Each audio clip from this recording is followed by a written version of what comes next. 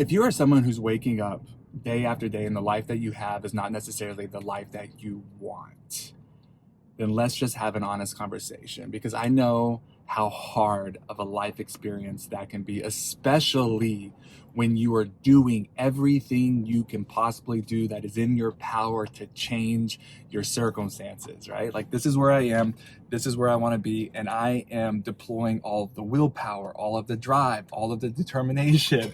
I am deploying every last resource that I have in an attempt to close the gap between where I am and where I want to be. But it just seems like no matter how hard you work, no matter how much willpower and drive and determination you deploy in your life, you're coming up short. My God, I know what that feels like. I do. So I just want you to know, first off, I see you. And all of the frustration and all of the pain and all of the anger and all of the grief and all of the despair that is surfacing in this season of life, it is 100% valid. That is a really real experience, human experience that you're going through right now. And so I just want to validate that and let you know that you, in fact, are not crazy to feel what you're feeling. But here's what we have to understand. Like, this was a life experience that I lived in for so many years. To give you a little bit more context, when I walked away from the NFL, I knew, and some part of me knew that, my life was never going to change until I made a change, until I actually changed, until I became somebody new. And I spent the next basically 5 years of my life. I left the NFL, I moved to Canada. I moved into the basement of a boiler room, and I slept on a little mat in the basement of this boiler room. And I essentially worked as a janitor inside of this organization, a glorified janitor. And I did it for, in a lot of ways, like I did it for exchange for free therapy so that I could start rebuilding my life. And in that season of my life, it was undoubtedly the hardest season that I've ever had to experience or go through. But I started to rediscover the joy that I once had that was buried under the weight of pain. I started to rediscover a inner spaciousness that just made life so much more enjoyable to live. More than anything, I started to discover like inner peace again. My life was not anywhere I expected it to be, but I could not deny that I had actually never been happier. Now, I got to a point towards my time end of my time in Canada where I realized, okay, this isn't everything that life has for me. It is time to step into what's next, but I had not a damn clue what was next. And the universe, as it always does, conspired on my behalf and set up a bunch of different events, which eventually led me to moving to Canada. Yeah, buddy. My son's back there. Eventually led me to moving to Canada, or moving to Los Angeles. And if you've ever lived in Los Angeles, the energy of that city is unlike anything else. Like, I don't care how many people want to just talk shit on Los Angeles. There is no city like it. And when I moved to LA, because of the energy that you feel there, you start to feel like anything and everything is possible. And when I moved there, it was almost like the universe was giving me the nod and saying, hey, you did your healing work. You were in the cocoon, and now it's time for you to blossom. It's time for you to become the butterfly, if you will. And I was fully convinced that when I got to LA, my life was just going to break wide open. Book deals and brand deals and, the visibility that I desired, the platform that I desired. I thought in LA it was all going to all come together, but it did not. Every day later on, when the honeymoon phase of Los Angeles started to wear off, I was just waking up, and the life that I had was not the life that I wanted, or the life that I deep down felt was possible for me. And every single day it mirrored back one of two things. Either I wasn't working hard enough, or worst off, there was something intrinsically broken in me. Like, I was just fundamentally flawed. I felt so broken. And I got to this point of realizing that, like, if something doesn't change and change soon, the soul exhaustion that I was living with was completely destroying my life.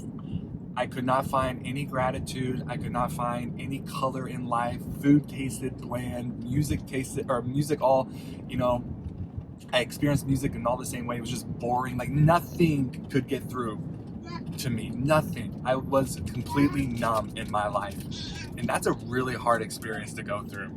And the hard part really is that I knew enough from my growth journey that that was not the energetic frequency that was going to allow me to step into the life that I wanted. And so I tried to be, the spiritual one. I tried to be the one that knew so much about inner growth. I tried to perform my joy. I tried to perform all of these different things that I intellectually knew, but just wasn't my reality. And so the tension was building and building and building and building. And I got to this point of realizing, all right, I need a different approach. Okay? I need a different approach.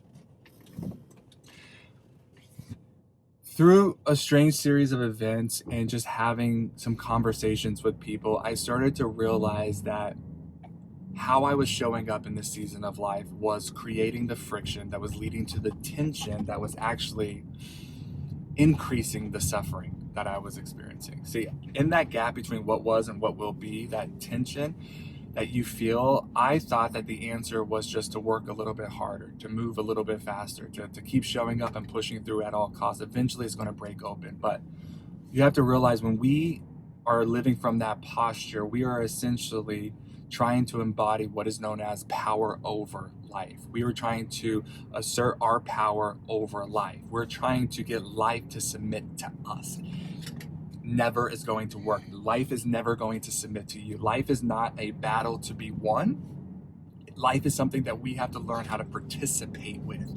It's a dance, right? And like any good dance, we want to be in flow. We want to be in sync. We want to move to the rhythm of the music of our lives. And so anytime we are trying to close the gap between where we are and where we want to be, and it's not working, and we're giving it all that we have, that is a damn good indicator that life is just simply saying, hey, your strategy is outdated.